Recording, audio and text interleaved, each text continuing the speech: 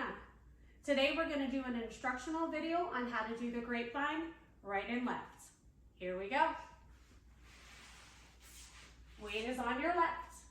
You're going to step right, take the weight. Step behind left, take the weight. Step right, take the weight. Touch left. Grapevine left. Step left, take the weight. Step right behind, take the weight. Step left, take the weight. Touch right. By the counts. Grapevine right and left. 1, 2, 3, 4, 5, 6, 7, 8. Thank you for watching.